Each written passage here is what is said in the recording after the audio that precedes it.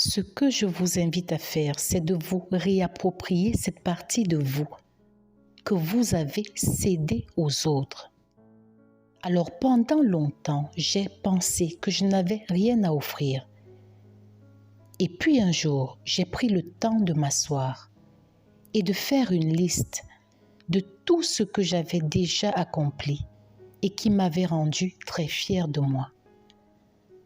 Au départ, j'ai pensé que cette liste serait très courte, mais elle s'est révélée plus longue que je ne pensais. Dans cette liste, j'ai noté tous les examens que j'avais réussis. J'ai noté également toutes les amitiés que j'avais su garder pendant des années. Et ce qui m'a le plus marqué, c'est que j'ai réalisé que je n'abandonnais jamais. Je suis souvent tombée. La vie n'a pas toujours été facile, mais j'ai toujours su trouver la force de me relever. Je suis extraordinaire à ma façon et chacun de vous est extraordinaire à sa façon. Nous nous rendons malades à nous comparer aux autres. Les autres ne seront jamais vous. Ils n'ont pas eu vos parents, ils n'ont pas eu votre enfance, ils n'ont pas eu vos défis. Et quoi que les autres fassent, ils ne sauront jamais ce que ça fait d'être vous. J'ai aimé cette phrase qui demande de traiter chaque personne que nous rencontrons avec bienveillance, parce que nous ne saurons jamais contre quoi cette personne se bat tous les jours. Avec le temps, j'ai appris à aimer qui j'étais. Et j'ai compris que la vie m'avait choisi, moi, pour que j'apporte ma touche personnelle au monde et non pour que je sois quelqu'un d'autre. Et observez bien, moins vous vous aimez vous-même et moins les autres vous considèrent.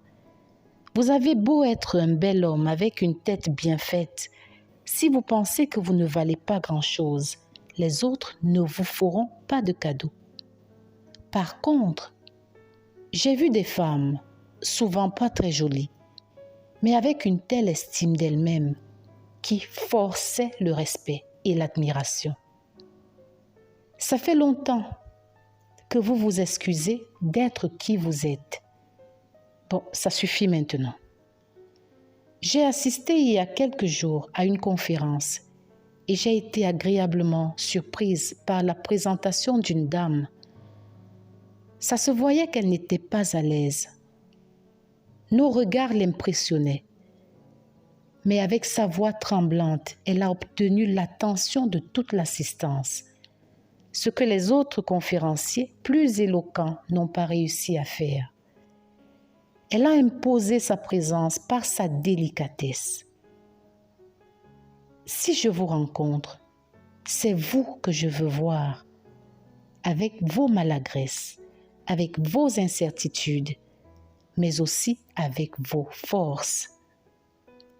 Et je sais que vous serez déçus si cette voix imparfaite que vous prenez le temps d'écouter cache une femme qui veut désespérément ressembler à quelqu'un d'autre.